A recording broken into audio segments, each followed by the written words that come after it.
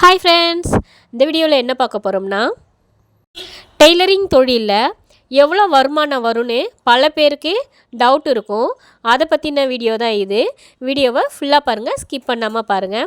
நம்ம சேனலுக்கு நீங்கள் இப்போ தான் புதுசுனா மறக்காமல் சப்ஸ்கிரைப் பண்ணிவிட்டு வீடியோ கண்டினியூ பண்ணுங்கள். வாங்க வீடியோக்குள்ளே போகலாம். சாரி ஃப்ரெண்ட்ஸ், என் வாய்ஸ் கொஞ்சம் ஒரு டிஃப்ரெண்ட்டாக இருக்கும், கொஞ்சம் காய்ச்சல், அதனால் கொஞ்சம் அட்ஜஸ்ட் பண்ணிக்கோங்க. ஃபஸ்ட்டு பிகினர்ஸ்லேருந்து பெரிய டெய்லர் வரைக்கும் எவ்வளோ வருமானம் எடுப்பாங்கன்றதை நம்ம படிப்படியாக பார்க்கலாம். இப்போ தான் நீங்கள் டெய்லரிங் பழகியிருக்கீங்க, நான் பழகியே 1 மந்த்து 2 மந்த்து தான் ஆகுது, நான் ஒரு நாளைக்கு எவ்வளோ எடுக்க முடியும், இல்லை நான் இப்போ தான் பழக போகிறேன் டெய்லரிங்கு, வருமானம் இதில் வருமா, நான் வெளியில் கம்பெனிக்கு போகிறப்ப மாதம் எப்படி பார்த்தாலும் ஒரு 5000லேருந்து 10,000 வரைக்கும் வாங்குவேன், அதெல்லாம் இந்த தொழிலில் வாங்க முடியுமா, இப்படி பல விஷயம் நமக்கு தோணும். அதெல்லாம் பார்த்தீங்கன்னா கிளியராக நான் சொல்லிகிட்ருக்கேன்.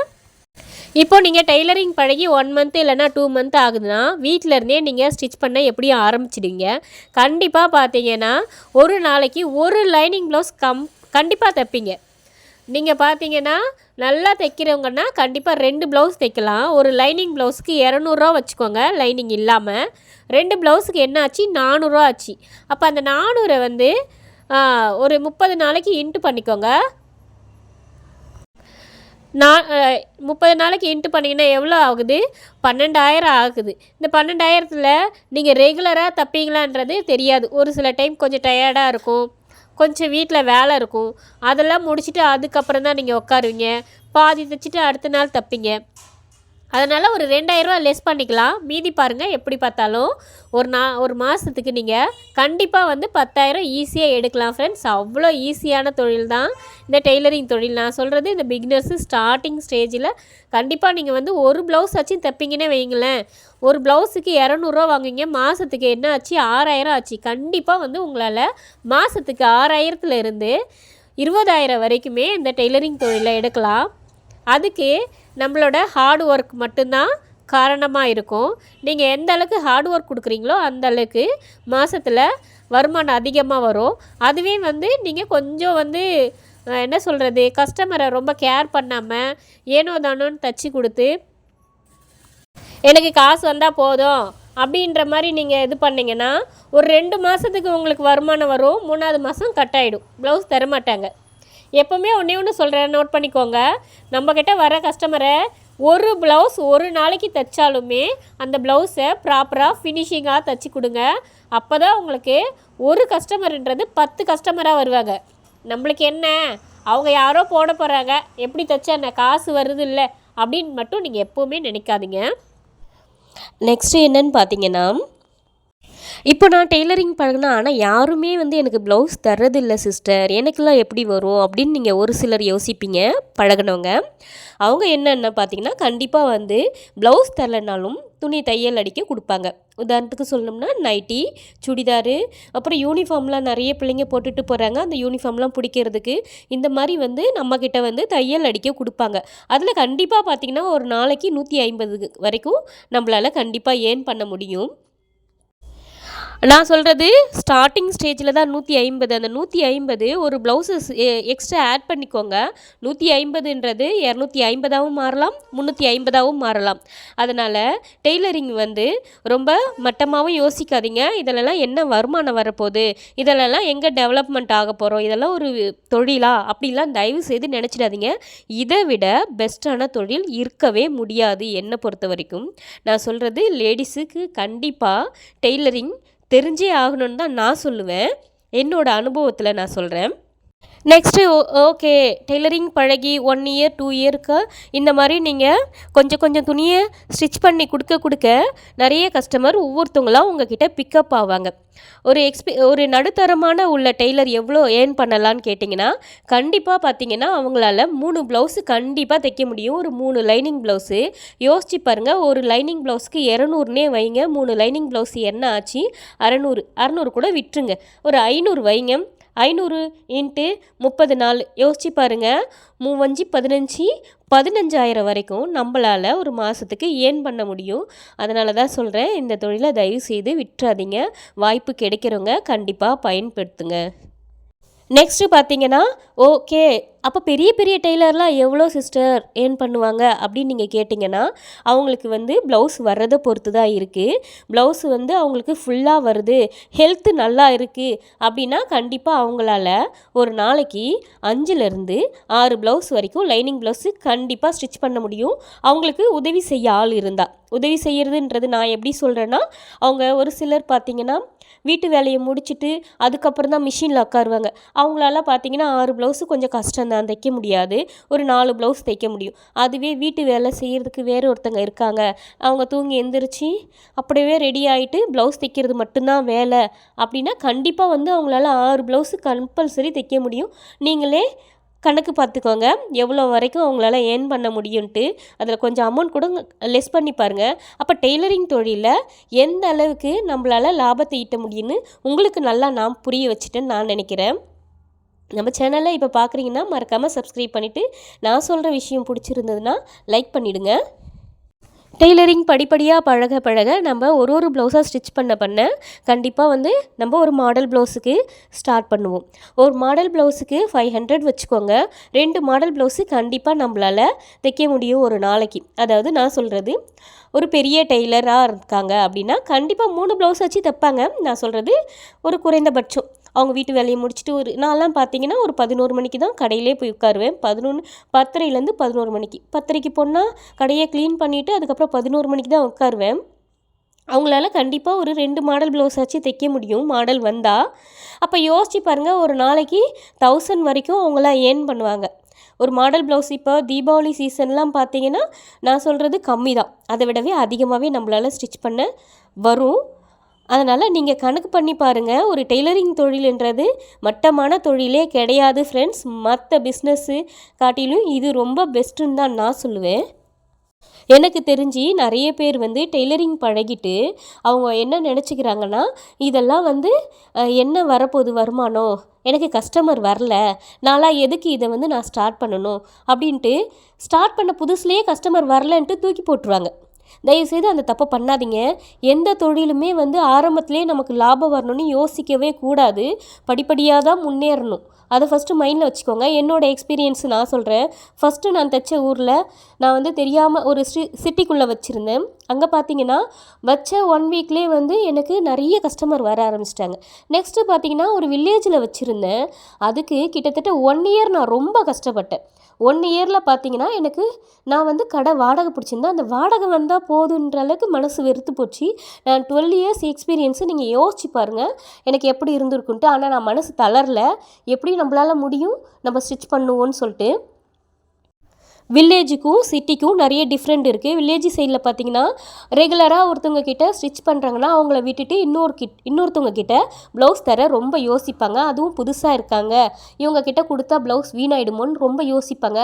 அதனால் நான் என்ன பண்ணேன், ஒவ்வொரு கஸ்டமரையும் ரொம்ப கேர் பண்ணி பார்த்தேன்.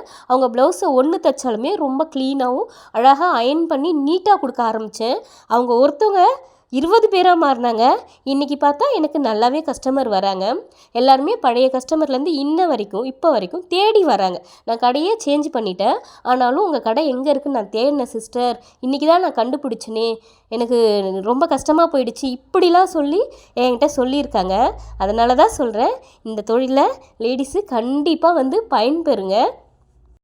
அதனால் டெய்லரிங் இந்த அளவுக்கு தைக்க முடியுமா அப்படின்ட்டு ரொம்ப ஹார்ட் ஒர்க்கும் பண்ண வேண்டாம். எதுக்கு நான் சொல்கிறேன்னா, நம்ம ஹெல்த்தை நம்ம ஃபஸ்ட்டு பார்த்துக்கணும். ஹெல்த்து முக்கியம். ஹெல்த்து நல்லா இருந்ததுன்னா கண்டிப்பாக வந்து ஹார்ட் ஒர்க்கு பண்ணுங்கள். இல்லை உங்களால் எந்த அளவுக்கு தைக்க முடியுமோ அந்த அளவுக்கு தைச்சி கொடுங்க. இதுக்காக நான் கடையை பிடிக்கணுமா சிஸ்டர், கடையை பிடிச்சி தான் நான் உட்காரணுமா, அப்போ தான் எனக்கு கஸ்டமர் வருவாங்களா அப்படின்னு கேட்டிங்கன்னா, இல்லை, நீங்கள் வீட்டிலேருந்து ஃபஸ்ட்டு ஸ்டார்ட் பண்ணுறீங்கன்னா வீட்டிலேருந்து ஸ்டார்ட் பண்ணுங்கள். வீட்டில் கொஞ்ச நாள் கஸ்டமர் எப்படி இருக்காங்க, எந்த மாதிரி கேரக்டர், அவங்க எப்படிலாம் தைக்க ஆசைப்பட்றாங்க அப்படின்ட்டு அந்த ஊரில் எப்படிலாம் ஆசைப்பட்றாங்க, அவங்களோட கேரக்டர் என்னன்னு நீங்கள் புரிஞ்சிக்கலாம். எதுக்கு நான் இந்த விஷயத்த சொல்கிறேன்னா, ஒவ்வொரு ஊர்லேயும் ஒரு மாடல் தைக்கிறாங்க. இப்போது ஒரு சில இடத்துல பார்த்திங்கன்னா ஃபினிஷிங்லாம் ரொம்ப பக்காவாக கேட்பாங்க. ஒரு சில இடத்துல பார்த்திங்கன்னா அந்த அளவுக்கு ஃபினிஷிங்கே நல்லா இருக்க மாட்டேங்குது ஃப்ரெண்ட்ஸ், நான் பார்த்த வரைக்கும். ஆனால் அவங்கக்கிட்ட ரெகுலராக போக ஆரம்பிக்கிறாங்க. ரீசன் என்ன தெரியுங்களா? அவங்க ஒருத்தவங்கள டெய்லராக இருப்பாங்க, அடுத்த டெய்லர் அவங்களுக்கு கிடைக்க மாட்டாங்க. அதனால் அவங்கக்கிட்டே தைச்சி பழகினதுனால அவங்கக்கிட்டேயே திருப்பி போய் தைப்பாங்க. இதில் ரொம்ப முக்கியமான ஒரு விஷயம் நான் சொல்ல மறந்துட்டேன். எந்த தொழில்லையுமே நஷ்டன்றது கண்டிப்பாக இருக்கும். ஆனால் நஷ்டமே இல்லாத ஒரு தொழில்னு சொன்னால் நான் டெய்லரிங்கை கண்டிப்பாக சொல்லுவேன். ரீசன் என்ன தெரியுங்களா?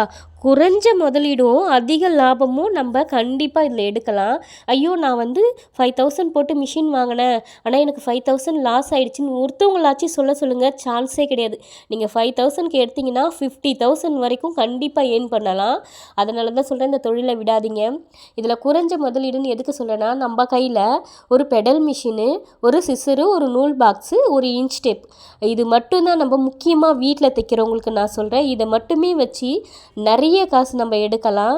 இப்போது பார்த்திங்கன்னா பல பெண்கள் படித்தவங்களே மேரேஜ் ஆகிட்டு போயிட்டு இன்ஜினியரிங்கு, நர்ஸு அந்த மாதிரிலாம் முடிச்சுட்டு மேரேஜ் ஆகிட்டு போயிட்டு வீட்டுக்காரங்க என்ன சொல்கிறதுனா, நீ வெளியில் வேலைக்கு போகாத, குழந்தைங்கள பார்த்துக்கோ, நீ போயிட்டேன்னா குழந்தைங்கள யார் பார்க்குறது அப்படின்ட்டு அவங்கள தடுத்து வைப்பாங்க. அப்போ வீட்டுக்குள்ளேயே 4 சுவத்தை பார்த்துட்டு அவங்களுக்கு ரொம்ப கஷ்டமாக இருக்கும். இதுவே அவங்க வந்து கண்டிப்பாக ஒரு சொந்த தொழில்னு ஒன்று கற்றுருந்தா, டெய்லரிங்னு ஒன்று கற்றுருந்தா, அவங்கள தேடி 2 கஸ்டமர் வந்தாங்கன்னா அவங்கக்கிட்ட 2 வார்த்தை பேசினோம்னா அவங்க மைண்டும் ரிலாக்ஸ் ஆகும். ஃப்ரெண்ட்ஸ், இதில் பல பெனிஃபிட் இருக்குது இந்த தொழிலில். நான் சொல்கிறது, இதில் இருக்க பெனிஃபிட் மற்ற தொழிலில் இருக்கான்னு கேட்டால் எனக்கு தெரிஞ்சு நான் ப்ராமிஸாக சொல்கிறேன், கிடையவே கிடையாதுன்னு தான் நான் சொல்லுவேன். அவ்வளோ வந்து பெஸ்ட்டான தொழில்னால் இதை தான் நான் சொல்லுவேன். நம்மளுக்கு ரெஸ்ட்டு தேவைன்னா நம்ம ரெஸ்ட் எடுத்துக்கலாம், இல்லை நான் ஒர்க் பண்ண போகிறேன்னா ஒர்க் பண்ணிக்கலாம். அதனால தான் சொல்கிறேன், தயவு செய்து கேர்ள்ஸ் ஆகிய நீங்கள் டெய்லரிங்கே பழகுங்கன்னு. பழகிட்டே பல பேர் என்ன பண்ணுறது, ப்ளவுஸு ஸ்டிச் பண்ண பழகும்போதே இது ரொம்ப கஷ்டமாக இருக்குது, என்னால் தைக்க முடியாது, இந்த அளவுக்குலாம் நான் எங்கே தைக்க போகிறேன், அதனால் பாதியிலே நிறுத்திடுறாங்க. ஏன் அந்த மாதிரி பண்ணுறீங்கன்னு தான் எனக்கு புரியல. எல்லாருமே வந்து ஆரம்பத்தில் கஷ்டம்தான் படுவோம். எடுத்ததும் வந்து நான் அவங்க எப்படி சொல்லி கொடுக்குறாங்களோ ப்ராப்பராக அதே மாதிரி என்னால் முடியும் அப்படிலாம் தயவுசெய்து நினச்சிடாதீங்க. எல்லாருமே பல தவறுகளை பண்ணிட்டு தான் பெரிய டெய்லராக ஆகியிருக்காங்க. அதாவது ஒரு என்ன சொல்கிறது, ஒரு பழமொழி சொல்லுவாங்க, நீங்கள் கேள்விப்பட்டிருப்பீங்கன்னு நான் நினைக்கிறேன். 10 கொலையை பண்ணாதான் ஒரு டாக்டர் ஆகலாம், 10 ப்ளவுஸை வீணாக்குனாதான் ஒரு டெய்லர் ஆகலான்னு சொல்லுவாங்க. இது வந்து 100க்கு 100 உண்மை. அதாவது நான் டாக்டர் அப்படி சொல்கிறேன்னு நினச்சிடாதீங்க, ஒரு பழமொழியே சொல்கிறேன். நான் வந்து டெய்லரை சம்மந்தப்பட்டு தான் சொல்கிறேன், டாக்டரில். அந்த பழமொழியை எடுத்து சொல்கிறேன், சரிங்களா? அப்போ ஒரு 10 ப்ளவுஸை நம்ம வீணாக்குனா தான் ஒரு டெய்லராக ஆக முடியும். அதனால் எனக்கு வந்து இந்த ப்ளவுஸ் நான் ஸ்டிச் பண்ண பழகும்போது 2 பேருக்கு நான் தைச்சி தந்தேன், அவங்க நல்லா இல்லைன்ட்டாங்க, எனக்கு ரொம்ப கஷ்டமாக இருக்குது, இந்த தொழிலே வேண்டாம் அப்படிலாம் நீங்கள் யோசிக்கவே கூடாது. அவங்க என்ன மிஸ்டேக் சொல்கிறாங்கன்னு பாருங்கள், ஒன்றா உன்னிப்பாக கேளுங்க. என்ன மிஸ்டேக்கு, கை சின்னதாக இருக்கா, ஓகே, அது சின்ன ப்ராப்ளம் தான், அதை ஏன் பெருசாக திங்க் பண்ணுறீங்கன்னு தான் எனக்கு புரியலை. அது வந்து கை அடுத்த தடவை ஓகே, நீங்கள் வந்து பேசுகிற பேச்சில் தான் இருக்குது. ஓகே, கொஞ்சோண்டு கை தானே இறக்க வச்சிடுறேன், நான் சரி பண்ணி தரேன், அடுத்த ப்ளவுஸ் சரி பண்ணுறேன்னுங்க. முடியாதுன்னாங்கன்னா அந்த ப்ளவுஸே வாங்கி தாராளமாக, நம்மளால் ஒரு மிஸ்டேக்கை சரி பண்ண முடியாத ப்ளவுஸே கிடையாது. அப்படி கட்டிங்கில் மிஸ்டேக் பண்ணால் மட்டும்தான் ஒரு ப்ளவுஸை வந்து அதை வந்து சரி பண்ண முடியாது. அதுக்கு பதிலாக காசு போனால் போட்டுன்னு நினைங்க, ஒரு 100 ரூபா கொடுத்து ஒரு ப்ளவுஸை வாங்கி அவங்கள சரி பண்ணி கொடுங்க, வேறு ப்ளவுஸை கூட ஸ்டிச் பண்ணி கொடுங்க, அவங்களுக்கு ரொம்ப திருப்தியாக இருக்கும். அடுத்த ப்ளவுஸ் உங்களை தேடி இட்டுன்னு தருவாங்க. ஆரம்பத்துலேயே வந்து எனக்கு ப்ளவுஸ் வரல, சுடிதார் வரல, எனக்கு தையலே செட் ஆகலை, எனக்கு தையலே வராது, இந்த தொழிலில் நான் எங்கே கற்றுக்க போகிறேன், என்னால் முடியாது அப்படின்னு நினைக்கவே கூடாது, சரிங்களா? எனக்கெல்லாம் சொல்லி கொடுத்த டீச்சர் பார்த்திங்கன்னா ஒரு தடவை கூட மிஷினில் உட்காந்தது கிடையாது. நான் பொய் சொல்லலை, உண்மையை சொல்கிறேன். ஏன்னா எங்கள் டீச்சர் பார்த்திங்கன்னா ரொம்ப ஹைட்டு குறைவாக இருப்பாங்க. குறைவுன்னு சொல்லணும்னா எந்த அளவுக்குன்னு சொன்னால், ஒரு விவேக் காமெடி கூட வரும் இல்லைங்களா, அதில் வந்து ஸ்னேகான்ட்டு ஒரு கேரக்டர் வருவாங்க, அவங்களே தான் எங்கள் டீச்சர். அவங்கள பார்த்தா எங்கள் டீச்சரை பார்க்க தேவையில்ல, அந்த அளவுக்கு தான் இருப்பாங்க. அதனால் ஒரு நாள் கூட நான் மிஷினில் உட்காந்து நான் பார்த்ததே இல்லை. யோசிச்சு பாருங்கள், நான் எந்த அளவுக்கு அவங்கக்கிட்ட இன்ட்ரெஸ்ட் எடுத்து கற்றுக்கிட்டு இருந்திருப்பேன்ட்டு. அதுவும் இல்லாமல் எங்கள் டீச்சர் அவ்வளோ சீக்கிரம் ப்ளவுஸே சொல்லி கொடுக்கல, சீக்கிரமாகவே ப்ளவுஸ் வரல, ரொம்ப இழுத்தாங்க. ஏன் தெரியுங்களா, அவங்களுக்கு வந்து ஃபாரினர்ஸ் கொஞ்சம் உதவி செஞ்சு அவங்க ட்ரஸ்ட் அந்த மாதிரி தான் டெய்லரிங்கிறத இது பண்ணாங்க. அவங்களுக்கு சேலரி வரும், அப்படி இருந்துமே பீஸ் வாங்கினாங்க.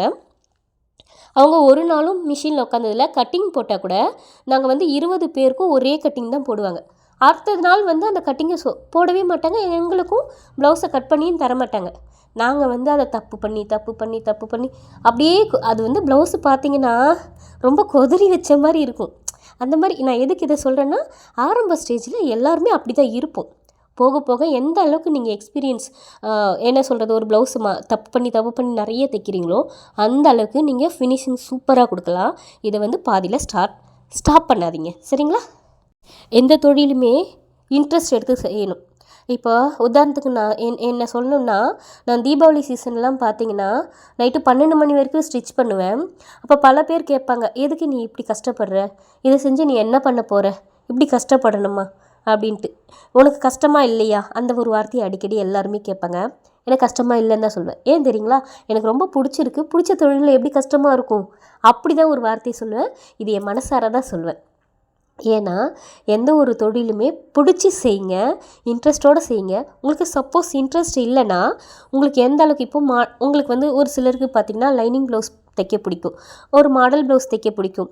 அந்த மாடலை டிஃப்ரெண்ட்டாக எப்படி தைக்கலாம் அந்த மாதிரி யோசிக்க பிடிக்கும். அந்த மாதிரி உங்களுக்கு என்ன மாதிரி பிடிக்குமோ அதை மாதிரி பிடிச்சி உங்கள் ப்ளவுஸை ட்ரை பண்ணுங்களேன். எப்போவுமே வீட்டில் இருக்க துணி எனி டைம் நீங்கள் வந்து ஒரு மிஷின் வச்சுருக்கீங்கன்னா எனி டைம் ஸ்டிச் பண்ணிகிட்டே இருக்கணும். எனி டைம் சொல்கிறது அதுக்காக நான் 24 ஹவர்ஸ் உட்கார முடியுமா அப்படின்னு கேட்டாதீங்க தயவுசெய்து. நான் அப்படி சொல்ல வரல. கொஞ்ச நேரத்துக்கு கொஞ்ச நேரம் நீங்கள் மிஷினில் உட்காந்து தைச்சிட்டே இருந்தால் பக்கத்தில் சவுண்டு கேட்கும். என்ன நீங்கள் தைக்கிறீங்களா, ஆமாம் தைக்கிறேன் அப்படின்னும்போது தையல் அடிக்கணும். புதுசாக தைக்கிறவங்கக்கிட்ட யாருமே ப்ளவுஸ் தர மாட்டாங்க, தையல் அடித்து தரணும், நைட்டி பிடிச்சி தாங்க. அதை நம்ம வந்து ஒரு நைட்டி பிடிச்சாலும் அழகாக பிடிச்சி தந்தோம்னா, ஓகே ஒரே ஒரு ப்ளவுஸ் தைச்சி தரீங்களா, எப்படி இருக்குன்னு பார்க்குறேன் அப்படின்னு கண்டிப்பாக அவங்களே எடுத்துன்னு வந்து தருவாங்க. சாரி, என்னால் கொஞ்சம் மூச்சு வாங்குதுன்னு நினச்சிக்காதீங்க. எனக்கு கோல்டாக இருக்குது ஃப்ரெண்ட்ஸ், ரொம்ப ஃபீவராக இருக்குது. என்னால் அதனால தான் கண்டினியூவாக பேச முடியலை. இந்த மாதிரி பார்த்திங்கன்னா இதில் ஏர்ன் பண்ணுறது நிறைய இருக்குது. இந்த தொழிலை விட்டுறாதீங்க. இது வந்து நமக்கு கிடைச்ச பொக்கிஷம். ஒரு ஒரு நர்சிங் பண்ணியிருக்காங்க, இன்ஜினியரிங் படிச்சிருக்காங்க அப்படின்னும்போது குறிப்பிட்ட ஒரு ஊரில் தான் வேலை செய்ய முடியும். இதில் புதுசாக போய் கேட்குறதுக்கு ரொம்ப தயங்குவாங்க. ஆனால் டெய்லரிங்கில் பார்த்திங்கன்னா எந்த ஊரில் வச்சாலுமே நம்ம என்ன பண்ணலாம், கண்டிப்பாக சம்பாதிக்க முடியும். எந்த இடத்துல கூட்டின்னு போய் விட்டாலும் நம்மளால் முடியும். நம்மளால் முடியாது எதுவுமே இல்லை. மிஸ் பண்ணிடாதீங்க. ஓகே, பாய்.